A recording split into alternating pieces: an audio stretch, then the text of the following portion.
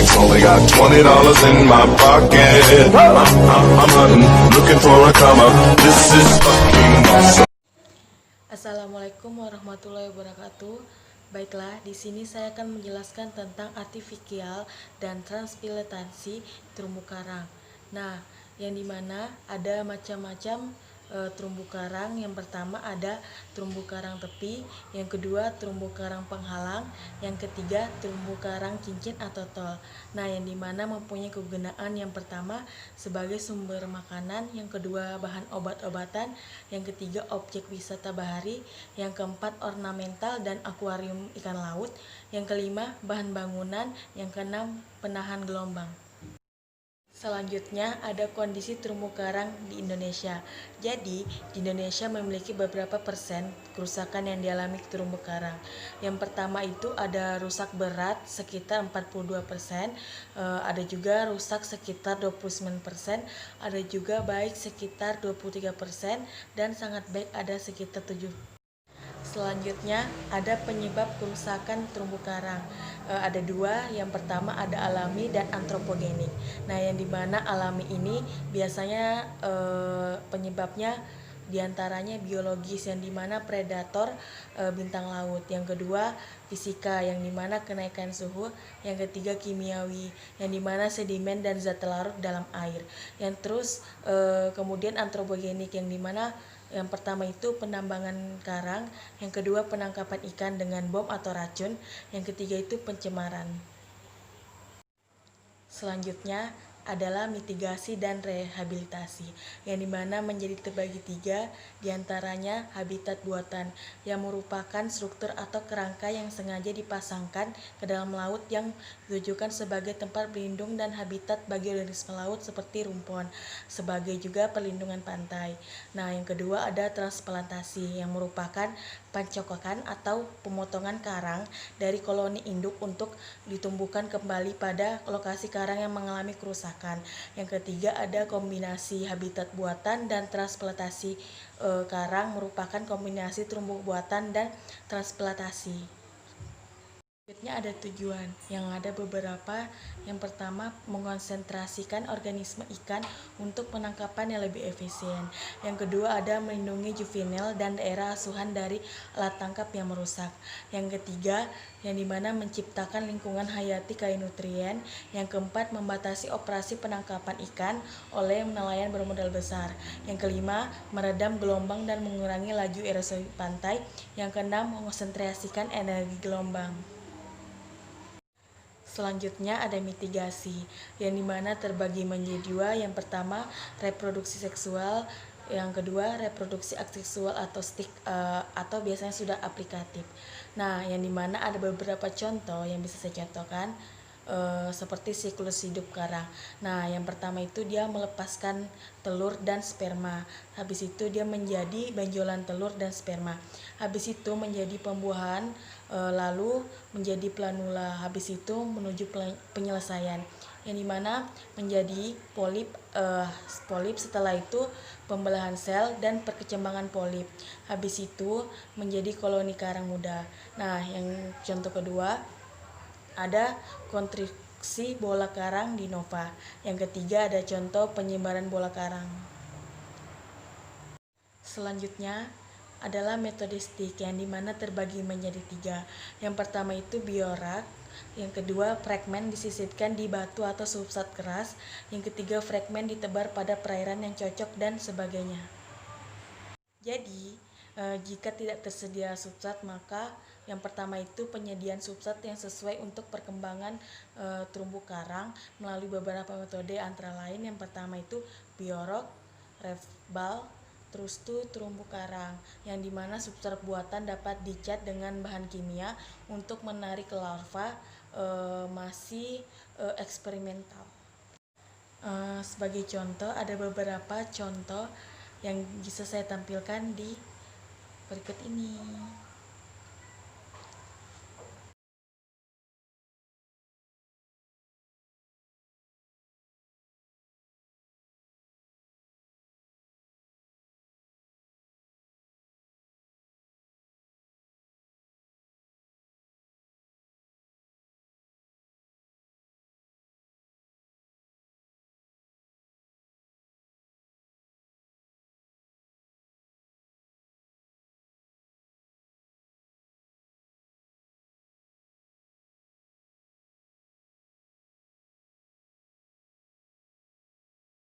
Selanjutnya, ada beberapa contoh gambar terumbu karang. Di antaranya,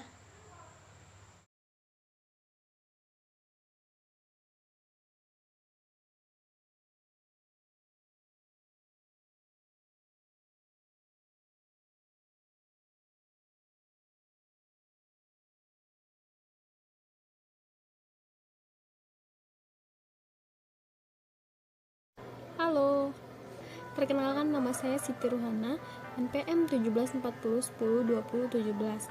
Di sini saya akan menjelaskan sedikit mengenai tentang mesin bantu penangkapan ikan. Stay tune. Klasifikasi alat bantu penangkapan. Pertama, jenis alat penangkapan ikan yang ditarik. Klasifikasinya penarik tali, penarik jaring atau pekat. Yang kedua, sumber tenaga penggerak. Klasifikasinya dengan tenaga manusia atau tangan, tenaga mesin atau diesel, tenaga hidrolik, tenaga listrik. Yang ketiga, jenis mesin bantu operasi penangkapan.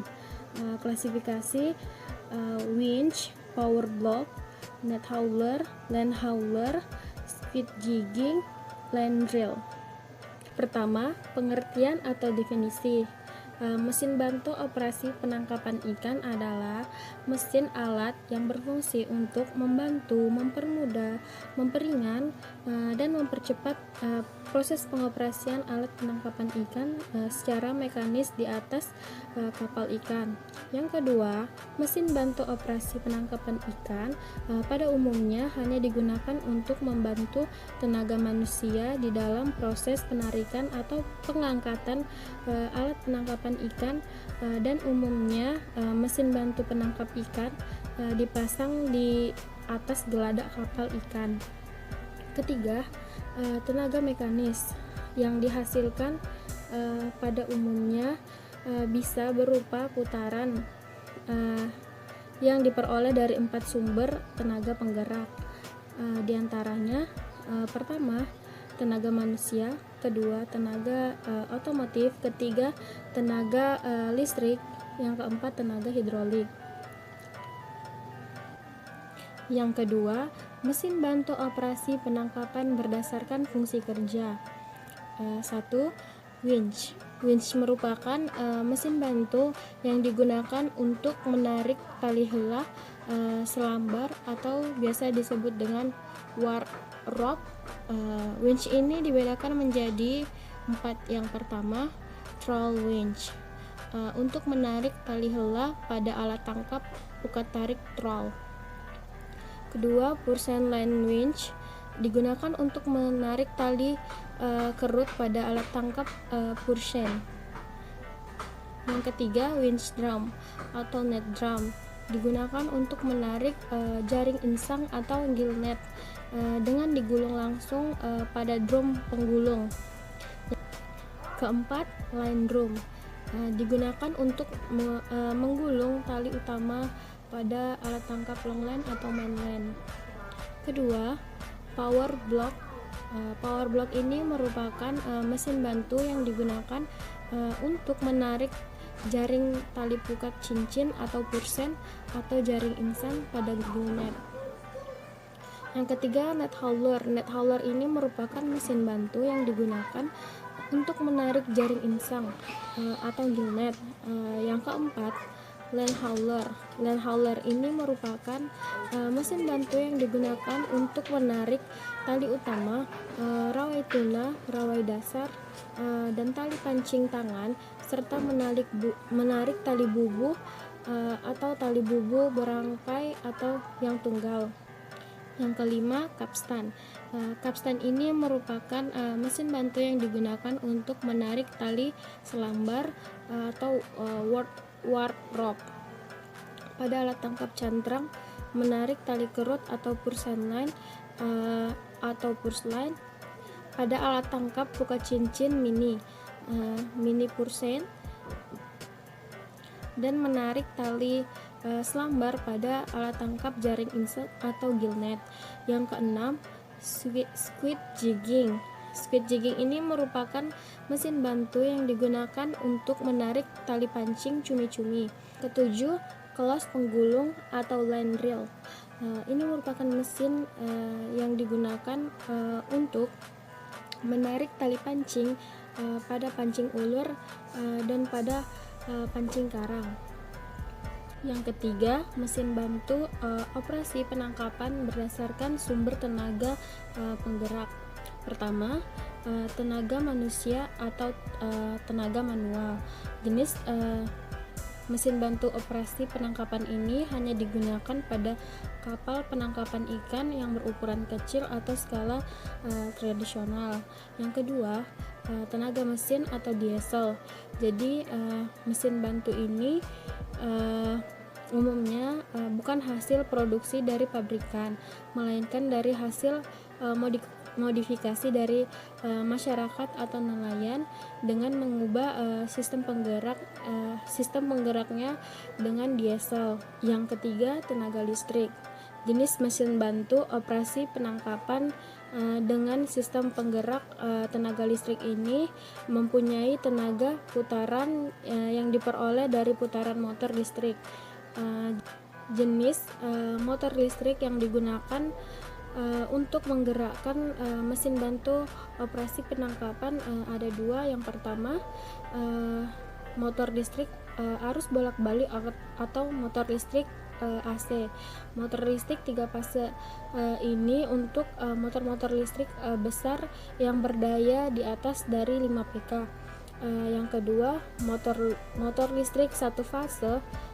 Ini untuk motor listrik yang berukuran kecil atau berdaya kurang dari 5 PK. Kedua, motor listrik arus searah atau motor listrik DC atau tenaga baterai atau ISU. Pada umumnya hanya untuk motor listrik yang kecil kurang dari 5 PK. Yang keempat, tenaga hidrolik. Jenis mesin bantu yang bertenaga hidrolik mempunyai putaran tenaga yang diperoleh dari tekanan minyak hidrolik yang berasal dari sistem sirkulasi minyak bertekanan tinggi yang bekerja pada komponen-komponen di luar komponen-komponen mesin bantu operasi penangkapan. Sistem sirkulasi minyak bertekanan tinggi terdiri dari 1. Pompa hidrolik. Pompa ini sebagai sumber pensirkulasian tenaga hidrolik. 2. Motor hidrolik sebagai penggerak mesin bantu operasi penangkapan. Putaran motor akibat dorongan minyak bertekanan tinggi yang ditekan dari pompa hidrolik melalui sistem perpipaan. Ketiga, klep pengatur atau kontrol valve sebagai pengatur sirkulasi minyak hidrolik yang menuju ke motor hidrolik. Dengan demikian dapat mengatur kecepatan dan putaran motor hidrolik. Keempat, sistem pipa sebagai saluran pengaliran minyak bertekanan tinggi baik yang menuju ke motor hidrolik maupun yang kembali dari motor menuju ke pompa hidrolik atau tangki penampung. Kelima, tangki penampung. Tangki ini sebagai tempat penampungan minyak hidrolik, kemudian dihisap oleh pompa untuk dialirkan menuju ke sistem pipa. Kemudian ditekan ke sistem tekanan tinggi, memutar motor, kemudian kembali ke tangki melalui sistem pipa. Jenis sistem sirkulasi hidrolik ada dua, yaitu A. Sistem sirkulasi menggunakan tangki penampung. B. Sistem sirkulasi tanpa menggunakan tangki penampung. Tenaga penggerak pompa di kapal ikan pada umumnya pompa digerakkan dengan A. Tenaga diesel, baik motor penggerak kapal atau motor induk ataupun motor penggerak tersendiri. B. Motor listrik. 4. Mesin bantu penangkapan berdasarkan ukuran tenaga atau daya gerak sangat bergantung pada beberapa hal, antara lain A.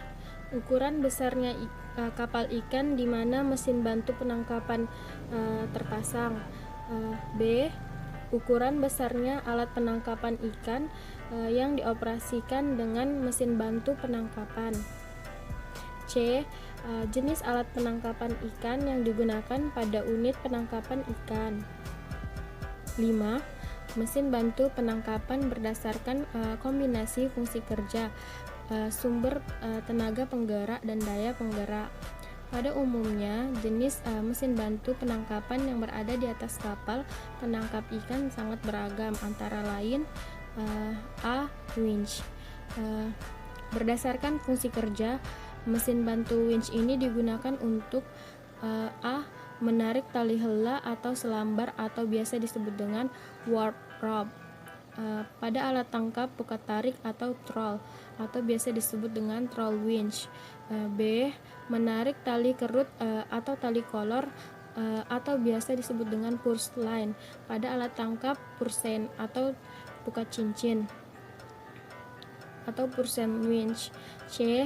Menarik jaring insang gillnet dengan menggulung langsung keseluruhan badan jaring ke dalam drum atau biasa disebut dengan net drum. D. Menggulung tali utama long line langsung ke dalam drum atau biasa disebut dengan line drum. Berdasarkan tenaga penggerak yang digunakan. A. Tenaga hidrolik. Pada umumnya digunakan paling umum digunakan dan memiliki daya dan bentuk yang besar.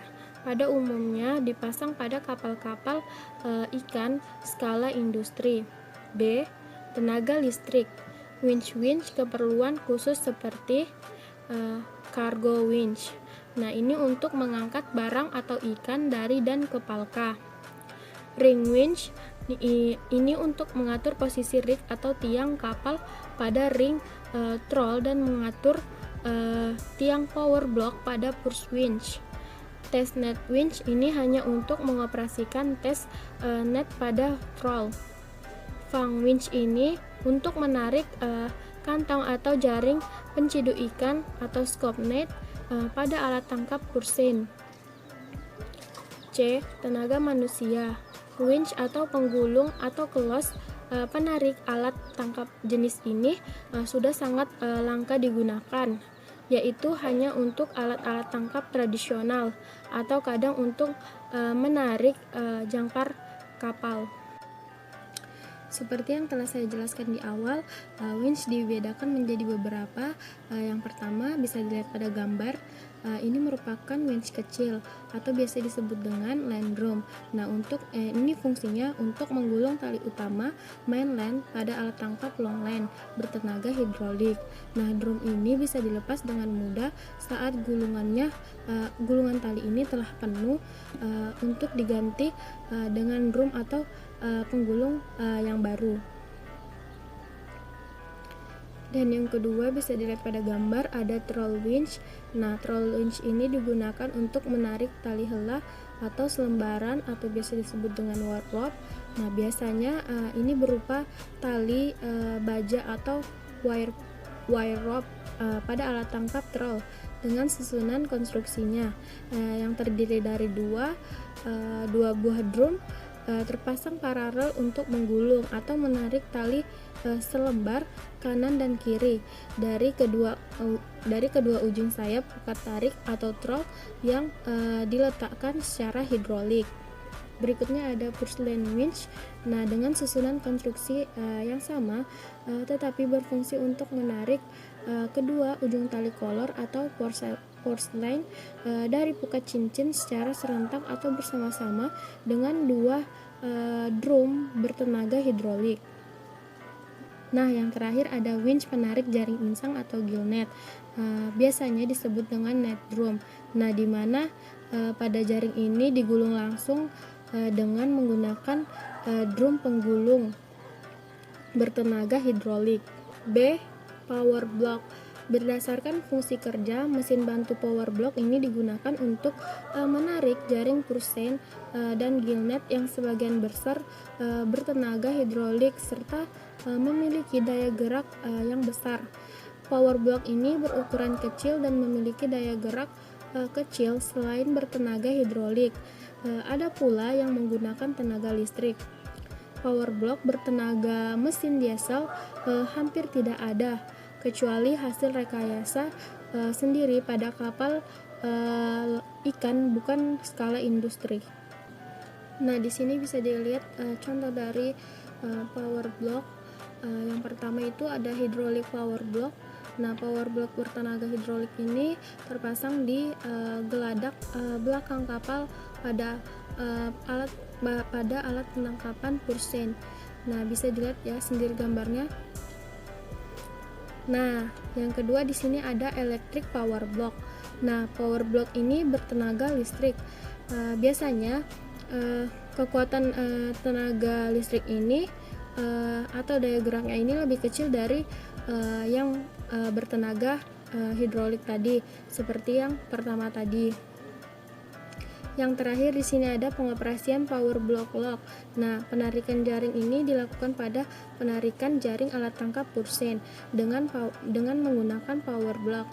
Nah, penarikan jaring bagian ini dimulai dari bagian badan jaring dan pelampung. Nah, sedangkan untuk penarikan bagian cincin sebelumnya telah ditarik terlebih dahulu dengan mesin bantu pursein winch. Assalamualaikum warahmatullahi wabarakatuh. Saya Putri Rahmadani NPM 1740102020. Di sini saya akan melanjutkan penjelasan dari saudari Siti Ruhana. Lanjut. C. Net hauler. Berdasarkan fungsi kerja, mesin bantu net hauler digunakan untuk menarik jaring gillnet, baik gillnet permukaan maupun gillnet dasar.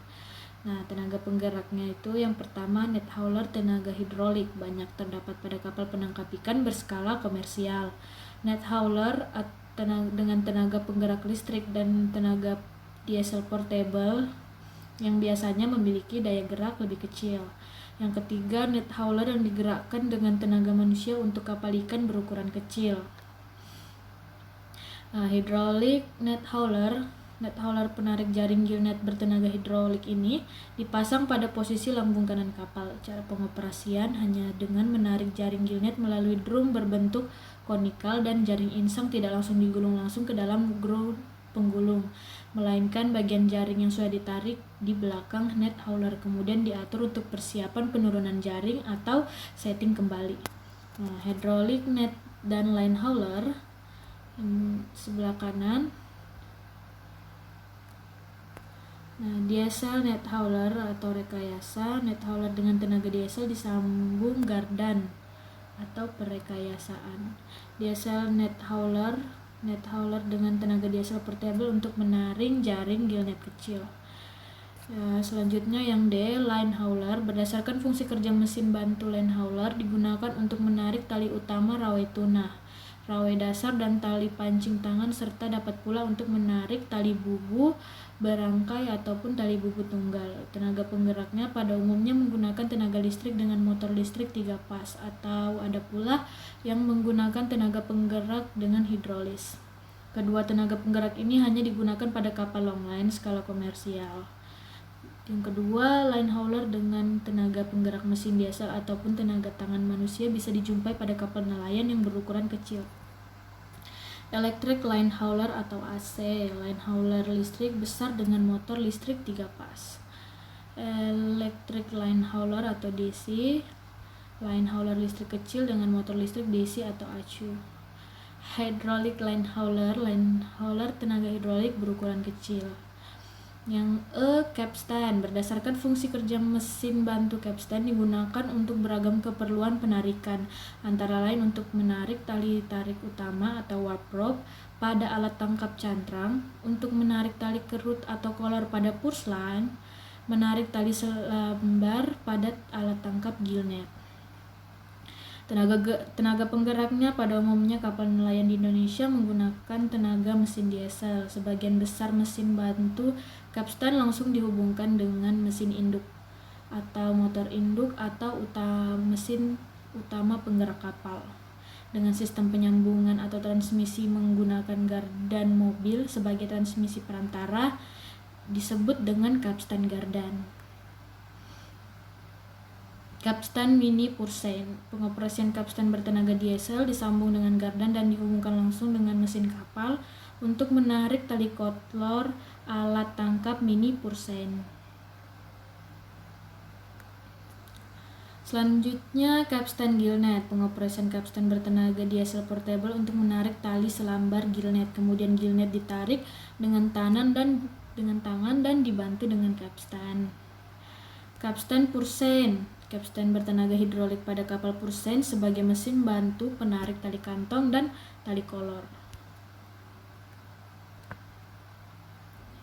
Yang selanjutnya F. Squid jigging. Berdasarkan fungsi kerja mesin bantu, squid jigging digunakan untuk menarik tali pancing cumi-cumi. Mesin bantu ini tenaga listrik, bahkan tidak sedikit yang menggunakan motor listrik kecil 1 fase atau motor listrik DC. Selain tenaga listrik, ada pula mesin penarik tali pancing cumi-cumi diputar dengan tenaga tangan engkol. Sebagian besar kapal pemancing cumi selalu memasang mesin bantu ini di atas geladak lebih dari 1 unit. Yang G. Kelos penggulung atau line reel. Berdasarkan fungsi kerja mesin bantu, line reel digunakan untuk menarik tali pancing pada pancing ulur, pancing dan pancing karang. Sedangkan tenaga penggerak yang digunakan untuk memutar sistem line reel pada umumnya hanya 2 jenis tenaga penggerak, yaitu tenaga listrik atau tenaga tangan. Karena mesin bantu ini berukuran kecil dan daya geraknya ringan atau kecil. Nah, ini adalah contoh kelos penggulung atau line reel bertenaga tangan. Ini ada line reel bertenaga tangan hasil rekayasaan. Ini adalah kelos rawai tuna manual. Ya, sekian dari presentasi saya. Bila ada kurangnya mohon dimaafkan. Sekian dan terima kasih.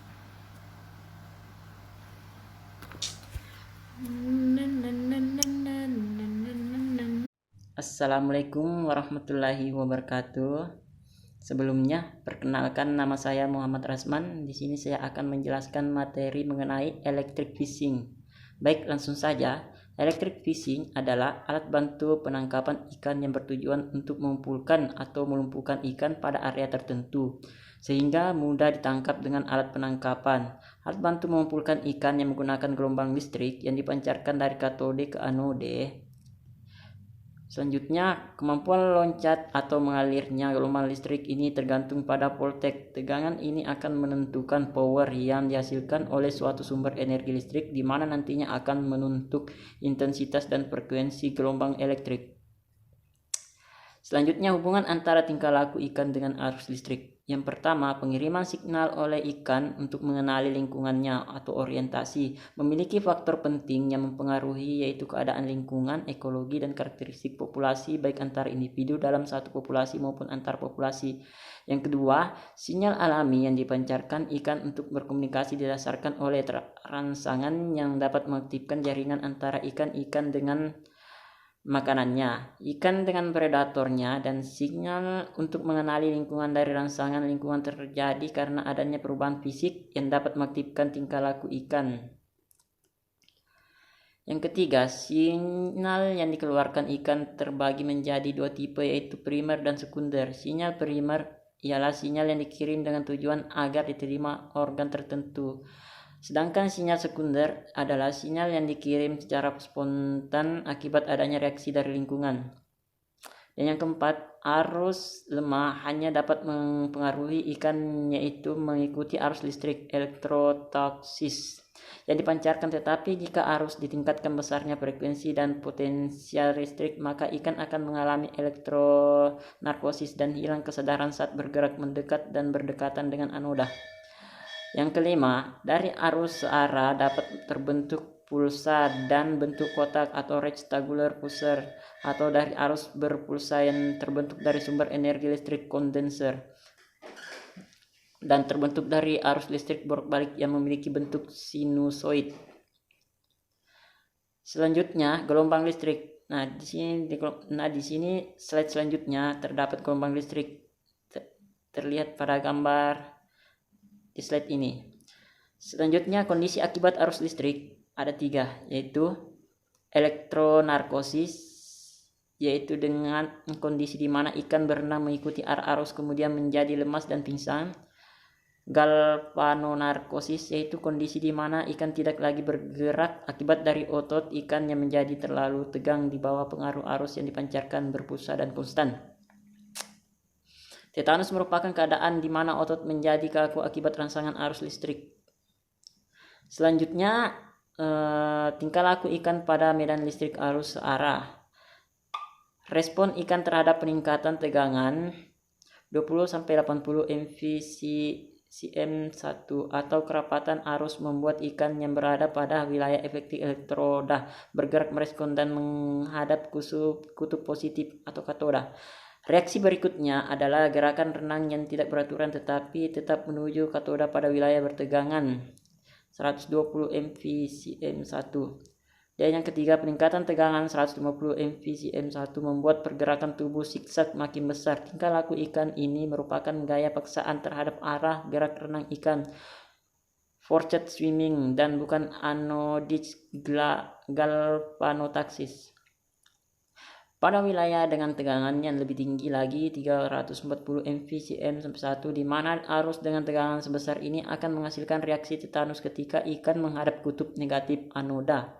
Tubuh ikan tidak bergerak dan otot-otot ikan mengalami pelemasan atau relaks. Reaksi ini disebut galvanonarkosis.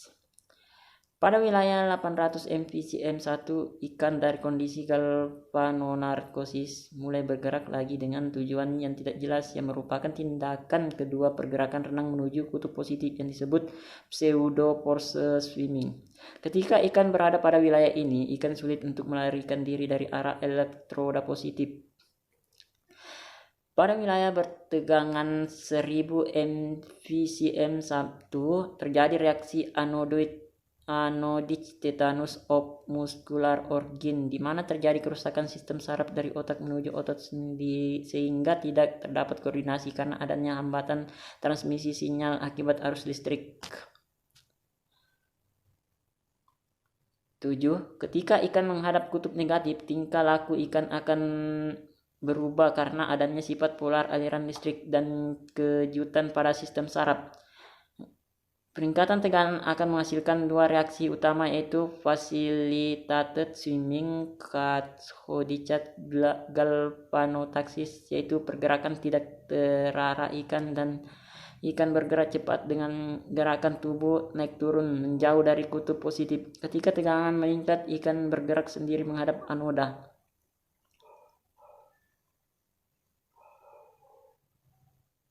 Selanjutnya, 7. Ikan tidak bergerak menuju kutub positif dan terjadi peningkatan tegangan menjadi 350 mV/cm1 akan terjadi cathoid tetanus of nervous organ, yaitu tubuh mengalami tetanus, dan jika terus sehingga lebih dari 1000 mV/cm1 akan terjadi cathodic tetanus of muscular organ, yaitu perusakan sel otot. Pengaruh terhadap ikan herring Baltik dengan menggunakan arus searah berpulsa berfrekuensi 5-10 Hz akan mengalami reaksi anodic galvanotaxis. Saat frekuensi ditingkatkan menjadi 15-20 Hz, kecepatan ikan mendekat makin tinggi dan terjadi elektronarkosis pada frekuensi 80-200 Hz. Ikan cod tertarik dengan frekuensi 3-7 Hz dan mengalami elektronarkosis pada frekuensi 40-100 Hz. Frekuensi yang efektif berkisar antara 5-120 Hz dengan panjang impulse 30 mikrosekund sampai 3 milisekund. Slide selanjutnya, indera penerima rangsangan arus listrik.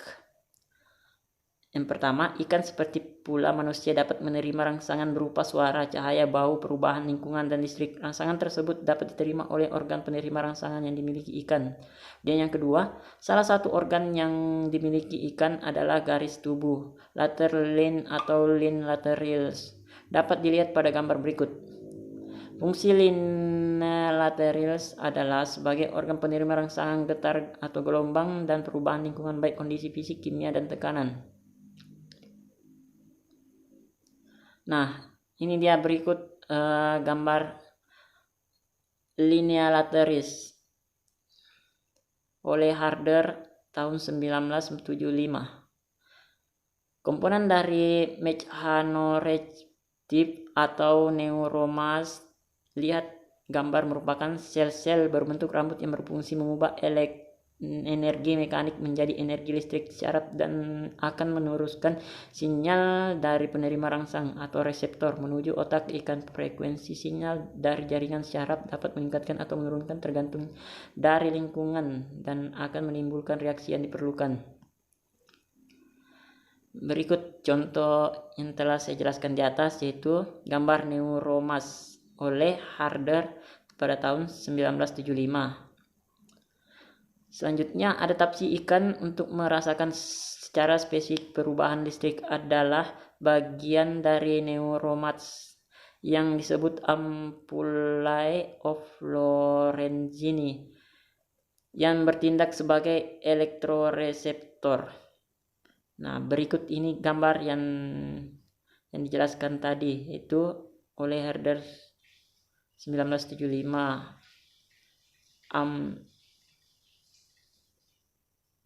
Baik, slide selanjutnya. Ikan memiliki enoid electric organ discharge sebagai alat komunikasi sosial yang dapat digunakan untuk mendeteksi objek dan pengiriman sinyal dan menerima kembali umpan sinyal yang telah dikirimnya.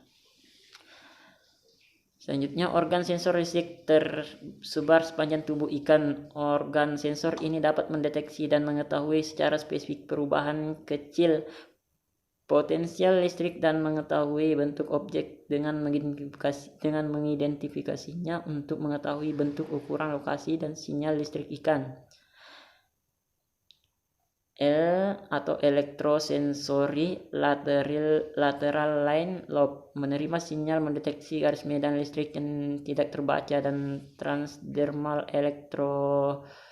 elektroreseptor untuk mengambil inti perubahan objek dan memperkirakan gambar objek dari EOT. Dapat dilihat pada gambar di bawah ini. Itu berikutnya hasil pengamatan di kolam penampungan Situbondo. Nah, di bawah ini terdapat tabel hasil pengamatan di kolam penampungan Situbondo.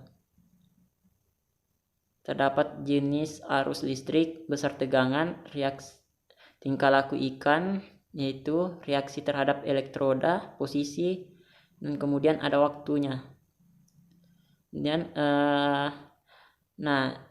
selanjutnya di bawahnya terdapat slide selanjutnya terdapat juga tabel hasil pengamatan di kolam penampungan Situbondo. Baik, mungkin itu saja materi yang dapat saya sampaikan. Kurang dan lebihnya mohon dimaafkan. Akhir kata, assalamualaikum warahmatullahi wabarakatuh.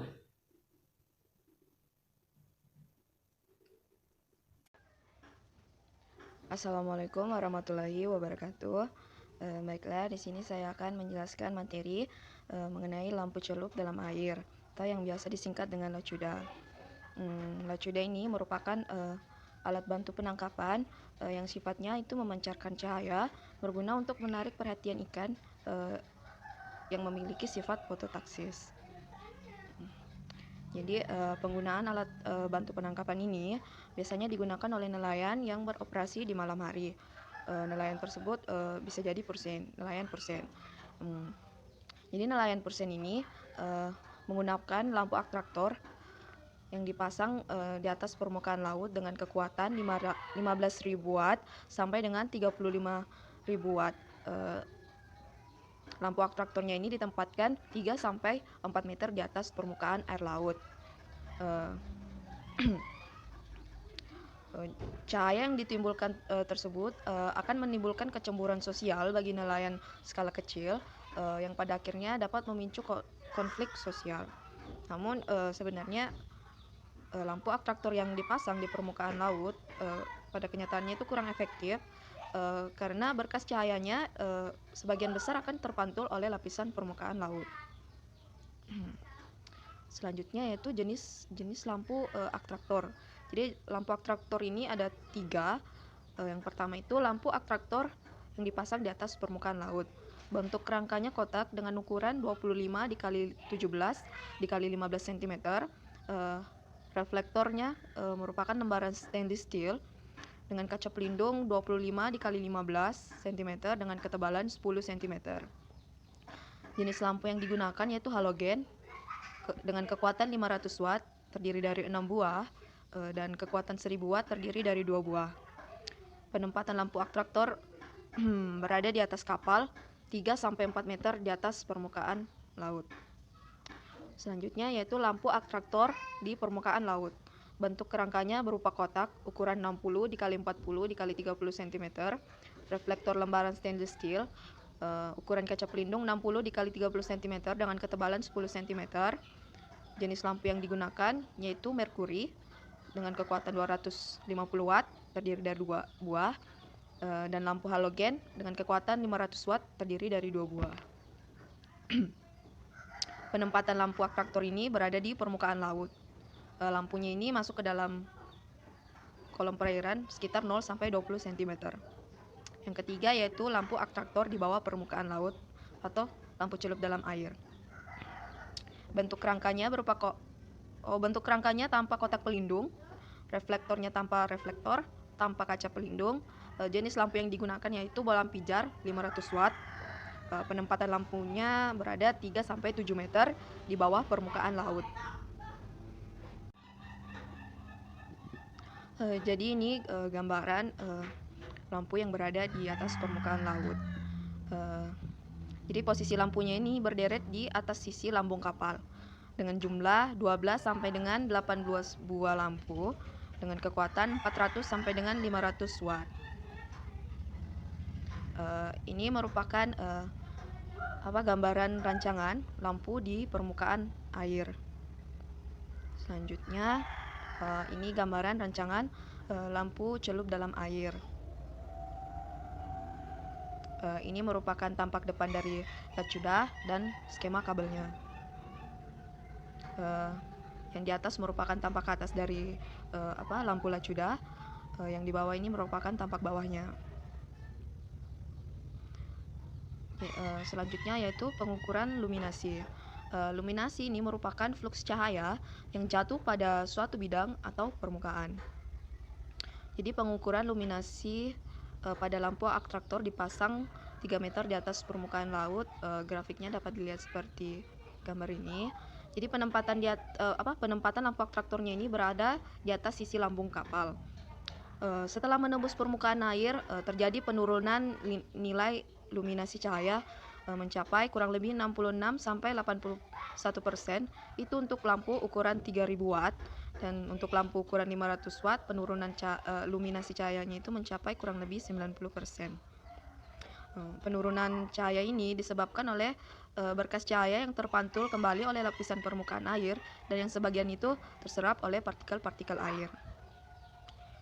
Jarak pengukurannya ini bersifat horizontal dengan permukaan laut. Penempatan lampu ini mengelompokkan pada satu bidang 1,5 dikali 2,5 meter. Ini ilustrasi dari grafik sebelumnya, di mana pada jarak 10 meter dari sumber cahaya terjadi pengukuran luminasi cahayanya itu mencapai 127 lux. Itu untuk lampu halogen 6 buah yang dengan kekuatan 500 watt atau setara dengan 5.000 watt. Sedangkan untuk lampu halogen yang berkekuatan 3.000 watt ini, iluminasi cahaya yang dihasilkan pada jarak 10 meter ini 99 lux. Jadi semakin bertambahnya jarak akan semakin berkurangnya intensitas cahaya yang dihasilkan. Ini pengukuran lampu atraktor yang dipasang 4 meter di atas permukaan laut, milik nelayan Purseine di Juana. Jadi grafik yang dihasilkan ini selalu menurun karena iluminasi cahaya akan semakin menurun jika jarak dari sumber cahaya ini semakin jauh dan apabila cahaya tersebut telah melewati medium air. Ini untuk tipe lampu yang kedua, yaitu lampu atraktor yang ditempatkan di permukaan laut. Penempatan lampu ini berada 0 sampai 200 cm di bawah permukaan laut. posisi lampu diapungkan pada permukaan laut menghadap ke bawah. Jadi pengukurannya ini nanti secara vertikal. Pada pengukuran berjarak 3 meter dari sumber cahaya terjadi penurunan nilai luminasi mencapai kurang lebih 90%. Itu untuk lampu merkuri 2 kali 250 watt, dan untuk lampu halogen terjadi penurunan sekitar 84%. Jadi kekurangan dari lampu atraktor tipe 2 ini yaitu berkas cahayanya tidak stabil karena terombang-ambing dari gerakan gelombang laut. Ini merupakan ilustrasi nilai luminasi cahaya lampu atraktor. Jadi semakin dalam cahaya yang menembus, jadi iluminasi cahayanya juga akan semakin berkurang. Yang ketiga, lampu atraktor di bawah permukaan laut. Penempatan lampunya dari 5 sampai 7 meter di bawah permukaan laut. Berkas cahaya lampu tidak ada yang terpantul oleh lapisan permukaan air laut, tentunya karena dia berada di dalam kolom perairan. Berkas cahaya relatif stabil, berarti dia tidak terpengaruh oleh goncangan gelombang laut. Selanjutnya, berkas cahayanya menyebar secara merata ke semua arah. Dapat menjangkau lapisan perairan yang lebih dalam, karena posisinya ini posisi lampu dengan kedalaman 7 meter dari permukaan laut, dan penurunan nilai luminasi cahaya pada jarak 3 meter ini mencapai kurang lebih 70%. Ini merupakan grafik yang dihasilkan.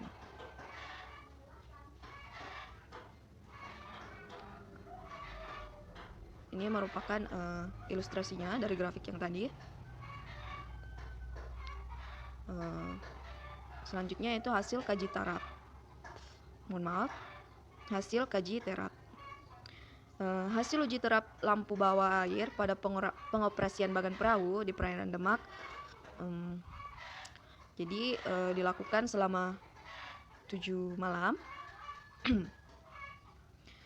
Jadi hasil tangkapan bagan tanpa lampu bawah air ini rata-rata mencapai dari 55 sampai dari 50 kilogram sampai dengan 95 kg.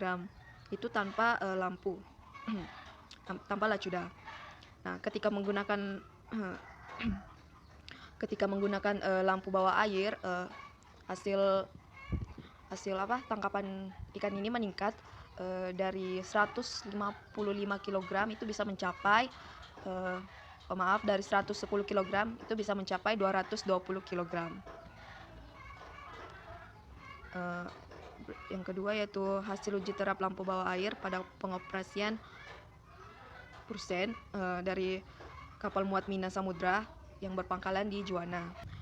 Sebelum menggunakan tambahan lampu celup dalam air pada trip penangkapan bulan Mei sampai Juli tahun 2004, hasil tangkapan per tripnya ini 12 sampai 15 ton per trip. Hasil tangkapan per penarikan 0,3 sampai 1,2 ton itu per penarikan jaring. Setelah menggunakan tambahan lampu bawah air, hasil tangkapan ini bulan Juli sampai September 2004. Hasil tangkapan per trip dari bulan Juli sampai dengan Agustus, hasil yang didapatkan yaitu 38 ton. Pada bulan Agustus sampai dengan September, hasil yang didapatkan itu 42 ton. Rata-rata hasil tangkapan kapal Pursen yang lain yang tidak menggunakan lacuda yang beroperasi di perairan yang sama pada bulan Juli sampai dengan Agustus, hasil tangkapannya itu 25 sampai 30 ton, dan bulan Agustus sampai dengan September dari 28 sampai 35 ton. Jadi ketika menggunakan tambahan lampu, hasil tangkapannya juga akan semakin meningkat. Kesimpulan dari materi yang saya paparkan yaitu 1, pada saat di atas permukaan air pada jarak pengukuran 50 meter dari sumber cahaya, nilai luminasi cahaya berkurang sebesar kurang lebih 98% untuk lampu halogen dan 99% untuk lampu galaksi. Nilai luminasi cahaya berkurang setelah menembus permukaan air, yaitu sebesar 66 sampai 88% untuk jenis lampu merkuri dan halogen, dan lebih dari 90% untuk jenis lampu galaksi. Yang kedua, penambahan jumlah lampu atraktor yang dipasang di atas kapal tidak sebanding dengan penambahan nilai luminasi cahaya yang dihasilkan. Yang ketiga, pada uji terap bagan perahu di perairan Demak, bahwa penggunaan lampu celup dalam air dapat meningkatkan hasil tangkapan 1,5 sampai 2 kali lipat daripada tanpa menggunakan lecuda. Kesimpulan keempat yaitu penggunaan lampu celup dalam air dapat meningkatkan hasil tangkapan persen, itu khususnya pada saat terang bulan. Ini merupakan contoh dari lampu celup yang di permukaan air. Bisa dilihat. Ini untuk lecuda yang kedalamannya mencapai 7 meter. Ini merupakan dokumentasi kegiatannya. Sekian dari pemaparan materi saya, kurang lebihnya saya mohon maaf. Wassalamualaikum warahmatullahi wabarakatuh.